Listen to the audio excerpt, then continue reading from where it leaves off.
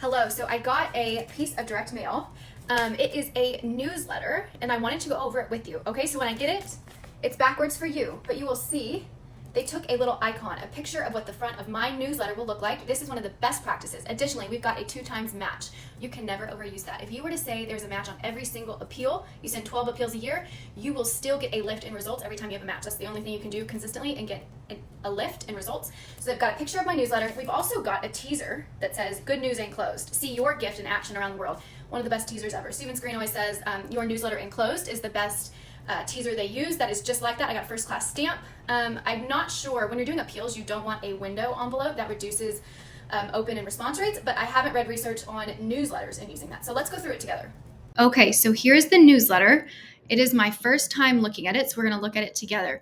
Now, let's talk first about what your newsletter is not, or what you don't want it to be. You don't want it to be an education piece. You also don't want to be bombarding them with statistics. So what that you help 3,000 people eat a meal? Okay, the donor, it's hard to contextualize that. So a newsletter should serve 3 functions. The first function is reporting back to your donor on the incredible good that their gift did. When your donor gives, they don't know for sure whether or not their gift is going to make a difference. And so when you report back, you are showering your donors with love. They don't get this from other organizations. They're giving with the hopes that they're going to do something good, but they don't know that their gift has done that. So shower your donors with love. They want to know what their gift did, and they love hearing what their gift made possible. So that's number 1. Number 2 is newsletters are an incredible way, when they're donor-centric, to retain your donors. Donor retention is quite abysmal in the nonprofit space. And so when you send, like 3 to 4 times a year, you send a newsletter that gives your donor all the credit, makes them the hero, that's a great way to retain them. The third thing is newsletters will increase the lifetime value of your donor and will result in larger gifts and more frequent gifts. After your donor reads all they've made possible, they tend to want to make a gift in response. So as we look at this newsletter, keep those things in mind. Should be donor-centric, make the donor the hero. There really should be 2 protagonists in every story. There should be the beneficiary and the donor. The organization, if possible, pull it out. Way too often, organizations are putting their foot in there saying, we did this. Take that out, say you did this, donor. Okay, so we're looking at the front of the newsletter. This is fantastic. Probably the best one I've seen in a long time. Right away, I'm seeing your mission impact. Thank you. Your newsletter features stories of lives transformed, stories of your impact around the world. And then right here in the header, I'm seeing Estella has a brand new home thanks to you. I feel like this was made for me about what I did.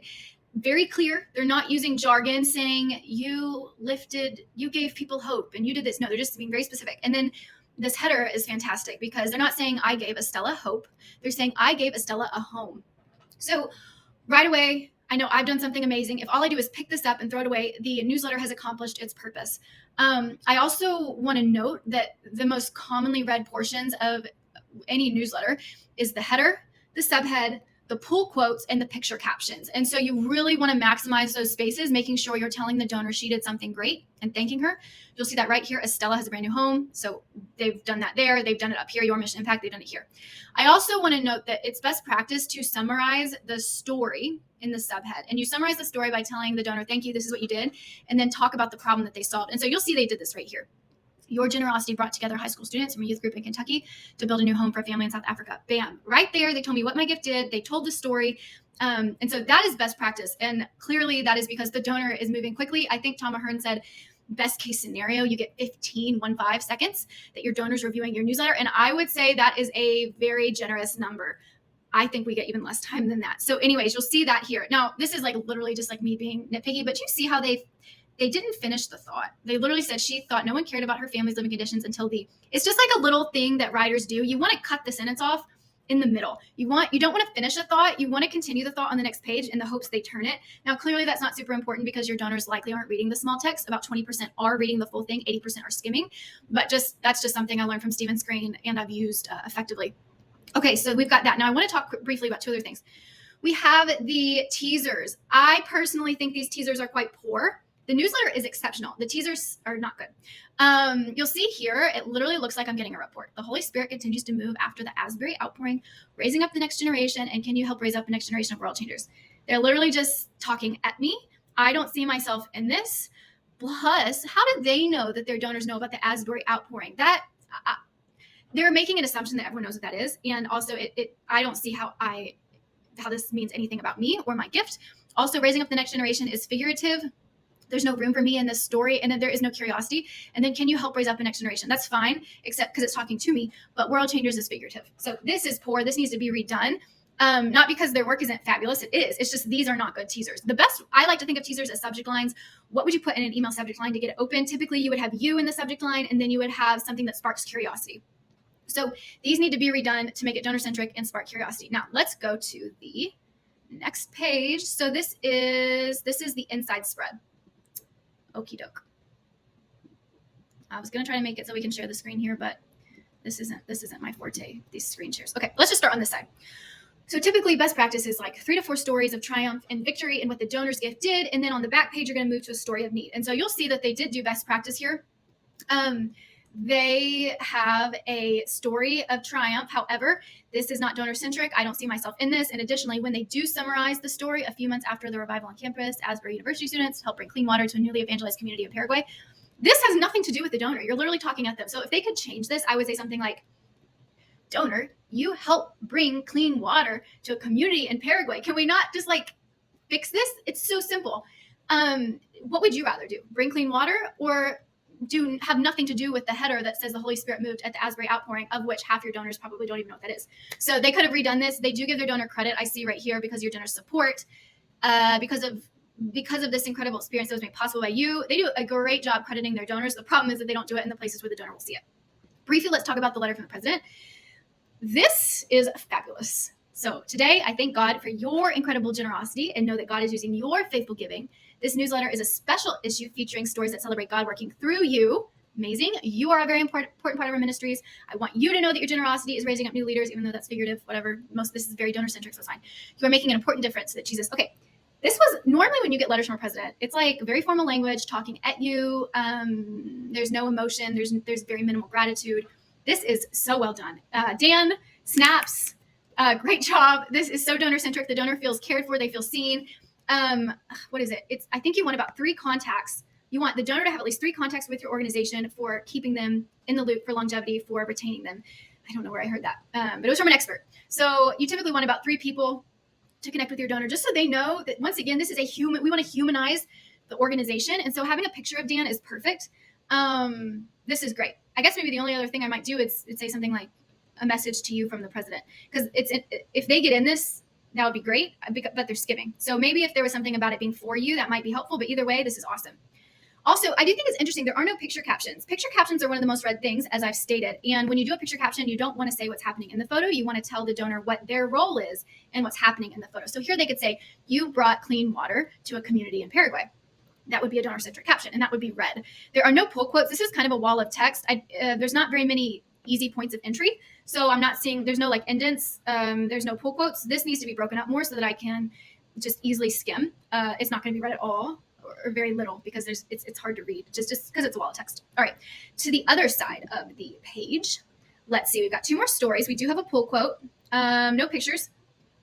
Pictures should be used only when they emphasize the message. So when you're doing a appeal, you should not be using happy people. You should be using pictures that embody and display the need.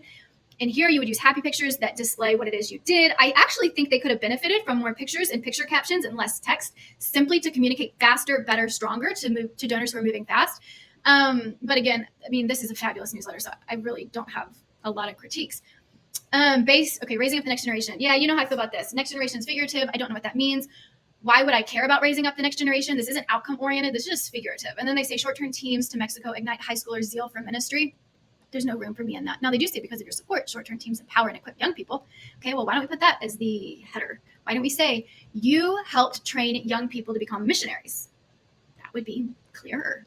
That would be what I recommend. But again, they're doing a great job giving the donor support. The problem is the donor's not going to read all this. You helped build a home. Yay, amazing. Love that. Oh, wait, this is continued from page 1. Maybe I scanned this wrong, guys. I took pictures with my phone and then I'm reviewing it with you. Anyways, this is a continuation of page 1. I really like that there's a pull quote. Thanks to your help, Estella received a life-changing and unexpected gift, a new home. Let me tell you how this could have been kind of butchered, normal nonprofit style. You would say, thanks to your help, Estella received a life-changing and unexpected gift. And you would end it right there. What is life-changing and what is unexpected? It is figurative. I don't know what that means. I know I did something, but it's figurative. They do tell me what I did. I gave a new home. That's perfect. Okay, so then this is the inside spread.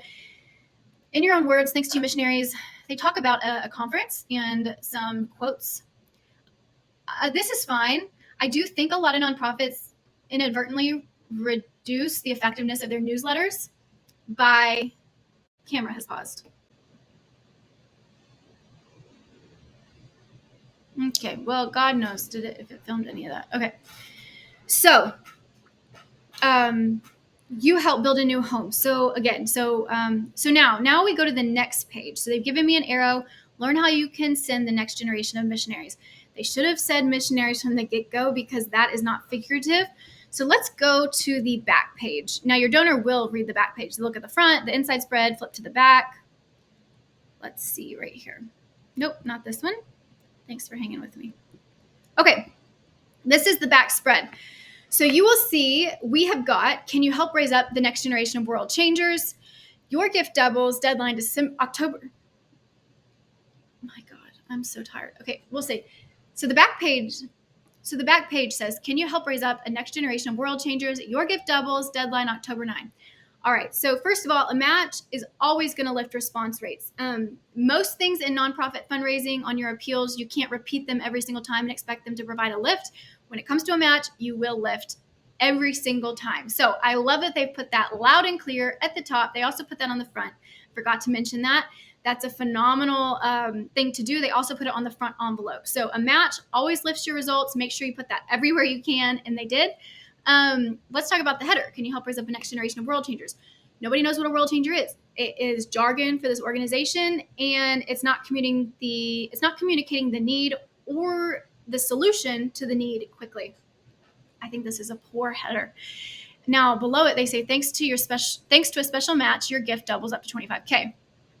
Yeah, that's fine. I'm glad they mentioned the match right away. There is something called point first sentences where you kind of want to lead with the first most important thing.